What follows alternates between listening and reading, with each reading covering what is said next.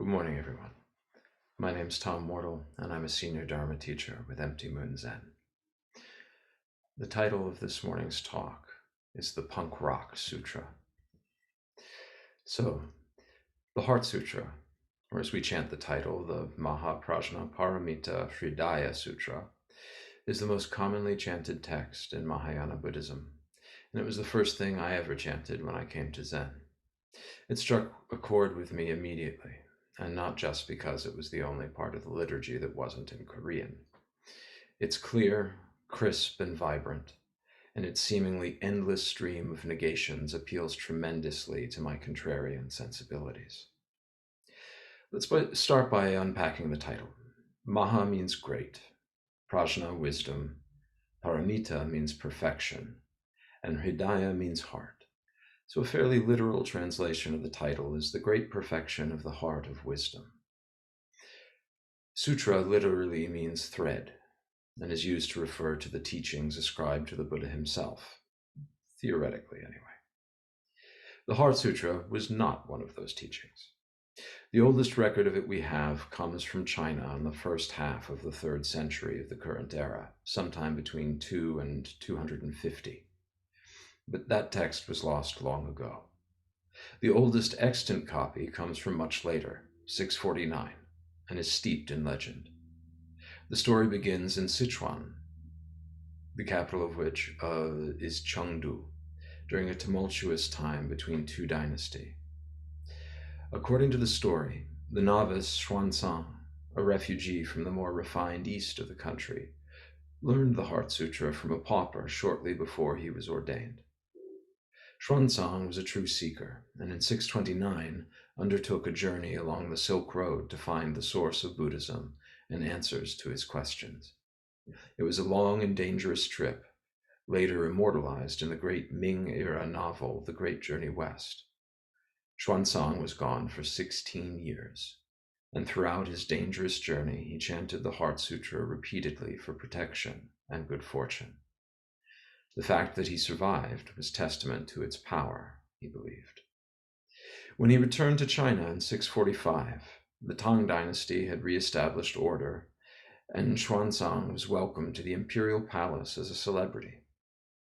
He taught the emperor the Heart Sutra and continued to sing its praises for the rest of his life, spreading it wide. Or so the story goes. Like many Mahayana texts, the true origin of the Heart Sutra is unclear, and scholars are deeply divided over whether it was first written in Chinese or Sanskrit, though there are very ancient versions in both languages.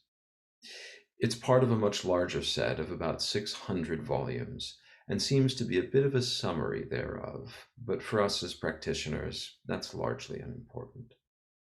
What matters is, does it move you? Do you learn from it? For me, the answer to both questions is decidedly yes. So let's dive into what it actually says and begin to scry some of its meaning if we can. This will inevitably be only a beginning, as the text is so dense one could write a whole volume on it, as indeed many have. But I hope you'll find this discussion helpful nonetheless. First, there are at least 2 versions of the Heart Sutra, a long and a short. What we've just chanted is the short version and is edited for liturgical purposes. It cuts right to the point. The longer version tells the story, and that's what I'm going to read you now, adapted from a translation by the wonderful Red Pine, whom I recommend broadly. As all sutras do, this one begins, "Thus have I heard." This is because the sutras were recorded in memory by the Buddha's cousin and attendant, the monk Ananda, and transcribed much later. Think of it as analogous to once upon a time, and with those words, we enter into dream. Thus have I heard. Once when the Buddha was dwelling at Vulture Mountain with a great assembly, he entered deep meditation. At that moment, Avalokitesvara was practicing the perfection of wisdom, and looking upon the 5 aggregates, saw that they were empty of self-existence.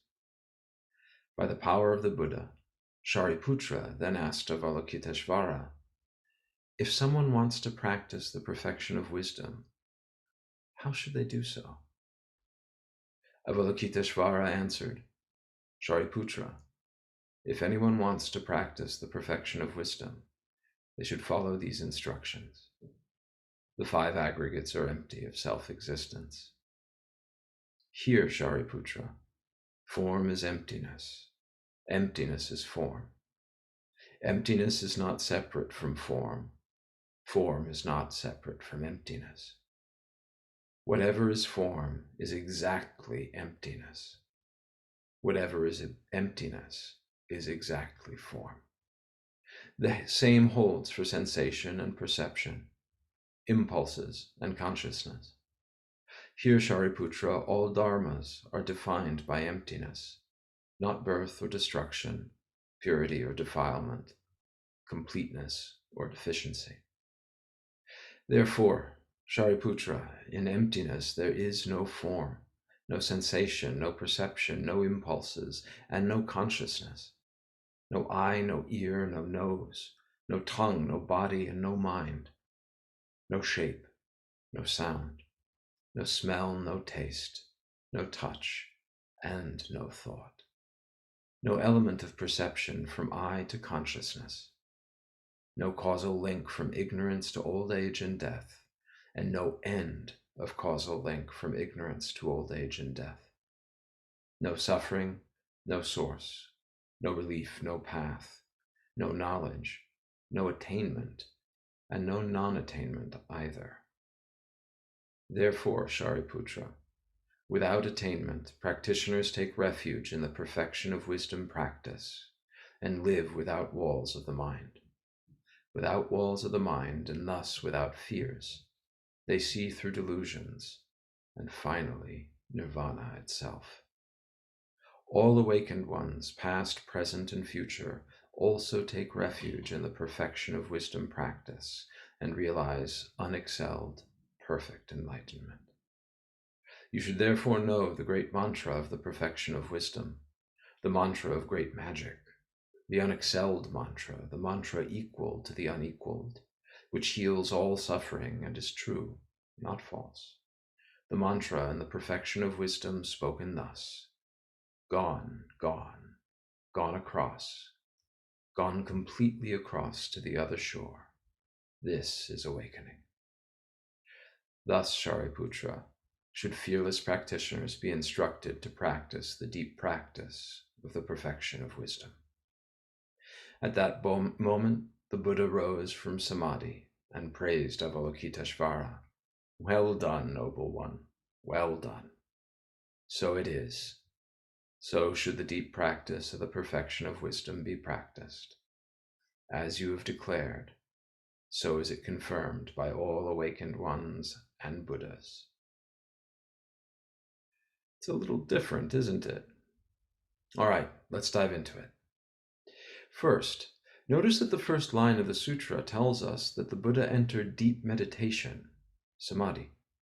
That suggests that what follows, the whole of the sutra, takes place inside his own head. A fascinating notion that adds an interesting twist or two to the story and its teachings. Maybe this isn't so much a discursive teaching as the Buddha realizing something for himself, resolving a tension in his own mind. Maybe he's sharing this realization with us. Then, immediately, we have the Bodhisattva of Olokitesvara, whose name fairly literally means the one who perceives the sounds of the world. That is, us. Avalokitesvara is one of the greater bodhisattvas, a term which is used both to refer to such beings that forego their own release from the world to aid others across, and, much more humbly, to us, practitioners of the way. So what is the significance of this bodhisattva's name? Avalokitesvara is always listening. So when you need help in your practice, which is nothing other than your life, you can call out to this great being for support. In this way, Avalokitesvara is a refuge for all of us. The text tells us that Avalokitesvara was practicing the perfection of wisdom deeply. But perhaps Avalokitesvara was and is the perfection of wisdom. I invite you to think of them more as a force for awakening and for support in our practice than as a being. More on that in a moment. But the text goes on to say that Avalokitesvara perceived that all 5 aggregates are empty. These aggregates, or skandhas, are form, sensation, perception, impulses, and consciousness, and are one of the core teachings of classical Buddhism. They've been applied in many different ways, but here they refer to the teaching of some schools of early Buddhism that what we perceive as self is actually an admixture of these 5, each flowing into the next. Basically, because we have a body, form, we cling to form, both our own and others as we perceive them. When our body interacts with forms, we have sensations. And when these sensations enter our awareness, we experience perceptions. That is, we think we know something. As we perceive things, we have impulses. Some of the things we perceive we want, others we do not. Some we may even wish to avoid or destroy entirely. Finally, our awareness of these impulses leads us to believe in consciousness, some kind of self. The 5 aggregates break it all down and strip it all away, and some schools of Buddhism have taught that they are what's real, while our concept of self is not. So, coming back to the sutra, shots fired right off the bat. In the next lines, Shariputra comes forth and asks a question. Shariputra is one of the core disciples of the Buddha and was known for his deep knowledge of the Dharma. And here we enter into one of the core teachings of the Mahayana. Knowledge won't help you very much. Instead, what we must all strive for is wisdom, the practical application of knowledge and experience. On to the question. How do you practice the perfection of wisdom? A great question, a fundamental question. Here's a man who knows pretty much everything there is to know about Buddhism, but he still struggles. Despite knowing the teachings intimately, thoughts and desires continue to arise like shark teeth.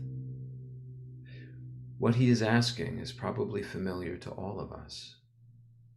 How do you live a good life? How do you live in grace? From there, most of the rest of the text is comprised of Avalokitesvara's response, which systematically negates every fundamental teaching of Buddhism. Avalokita goes right for the throat. Form is emptiness, emptiness is form. Form is exactly emptiness, emptiness exactly form. The great dance. Not 2, not even 1. The anthropologist and Zen teacher Joan Halifax prefers to translate emptiness as boundlessness, and perhaps you'll find that helpful, as I do. In any case, it is a radical presentation of the teaching of non-duality. The sutra goes on to reaffirm the emptiness of the 5 aggregates before beginning that long string of no eye, no ear, no nose, no tongue, no body, and no mind. No shape, no sound, no smell, no taste, no touch, and no thought. The first 6 are the senses as they were classically constructed in Eastern thought, and it's fascinating to note that mind itself is considered a sense. Take that, Aristotle. The second 6 are the objects that each sense interacts with, and after that we have a truncated list of the perceptions that arise when a sense interacts with its object. Basically, you have senses, and those senses give rise to perceptions when they interact with certain phenomena. And it is these perceptions that make you think you have a self. It's an elaboration of that old saw, subject and object. But the sutra negates them all before continuing to negate the 4 noble truths themselves. No suffering, no cause, no relief, and no path. What? And then no attainment, with nothing to attain? And no non-attainment either? What's the bloody point? and at this juncture you might understandably want to flip a table and storm out of the room. Perhaps that's why you never see tables in a zendo. Anyway, what just happened? All of the core teachings of Buddha Dharma have just been negated. Or have they? Maybe not. Maybe the sutra is trying to tell us something much more profound. Don't cling here. Don't build your house on these teachings, because they are not the way, only pointers along it. Remember all of those beliefs and attachments that got you into so much trouble that you started practicing in the first place? Right. The solution probably isn't going to be to replace those ideas with new ones, though that might help for a time. What this sutra offers us is a powerful caution about exactly that. Watch out for what you believe in, even the teachings of the Buddha. Dogen warns us about exactly this in Genjo Koan, in which he wrote, "Conveying oneself toward all things to carry out practice enlightenment is delusion. All things coming and carrying out practice enlightenment through the self is realization." You've probably heard a version or two of that before, but what's often left out is the next line. When the Dharma has not yet fully penetrated body and mind, one thinks one is already filled with it. When the Dharma fills body and mind, one thinks something is still lacking. Even after studying the Dharma, if you're really paying attention, you know that isn't it. So what can we do? The Heart Sutra invites us to take refuge in this perfection of wisdom practice and tells us that it will allow us to live without walls of the mind. I love that line. No barriers, no obstructions, not dealing with perceptions and ideas, not building anything, just meeting the world as it presents itself to us, moment by moment. But that isn't quite right either, because it still implies that we are separate from the world in some way, which we are not. Then come the obligatory salutary lines before we finally get to the mantra that will help us do this, the whole gate gate thing. What does it actually mean? Gone, gone, gone across, gone completely across to the other shore. This is awakening. What a beautiful reminder. And that's what I would like to leave you with today. The perfection of wisdom is not something you can achieve, but it is something you can practice. What is it? Simply to remember. Remember the Dharma, not the teachings, but reality as it presents. Remember the ways we're prone to getting stuck, the ways we fall to delusion. And remember that as we realize delusion, it is not replaced with wisdom. Rather, recognizing delusion is itself wisdom. So whether it is gate gate or gone gone or whatever you use, give yourself that support. A reminder of the truth that we are not separate from all that is, though our experience of the world certainly lends us to think that is so. You might think of it as replying to every thought, and maybe not. Or you might just call it Mu.